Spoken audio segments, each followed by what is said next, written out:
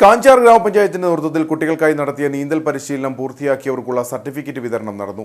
ഗ്രാമപഞ്ചായത്ത് പ്രസിഡന്റ് സുരേഷ് കുഴിക്കാട്ട് ഉദ്ഘാടനം നിർവഹിച്ചു.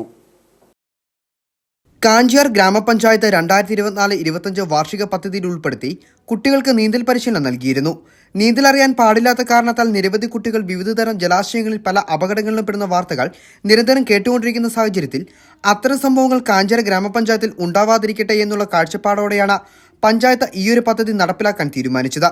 ജില്ലയിലെ മറ്റൊരു പഞ്ചായത്തിൽ നടപ്പിലാക്കാത്ത ഈ പദ്ധതിക്ക് വലിയ സ്വീകാര്യതയായിരുന്നു.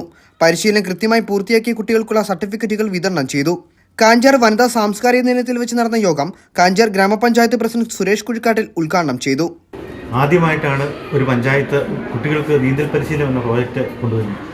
അത് തുടർച്ചയായിട്ട് ഈ അവധിക്കാലങ്ങളിൽ ബന്ധുവീടുകളിൽ ചെല്ലുന്ന കുട്ടികൾ, അതുപോലെ തന്നെ പടുതാക്കുഴിയിൽ അല്ലെങ്കിൽ ജലാശയങ്ങളിലൊക്കെ മരിച്ചു പോകുന്ന വാർത്ത നമ്മൾ നിരന്തരമായി വാർത്ത കേട്ടുകൊണ്ടിരിക്കുന്ന സമയത്താണ് സയൻസ് സ്കൂളിലെ ഒരു പരിപാടിക്ക് ചെന്നപ്പോൾ അവിടുത്തെ മാനേജർ അച്ഛനോട് ഞങ്ങൾ സൂചിപ്പിച്ചു, ഇങ്ങനെ ഒരു പദ്ധതി ഞങ്ങൾ ആലോചിക്കുന്നുണ്ട്. അങ്ങനെ അത് അനുവദിച്ച് ജില്ലാ DPCയിൽ നിന്ന് അനുവദിച്ച് കിട്ടുകയാണെങ്കിൽ അതിനൊരു അവസരം നമുക്ക് അവിടെ തരണമെന്ന് അച്ഛനോട് പറഞ്ഞു. അച്ഛന് വളരെ സന്തോഷം തോന്നി.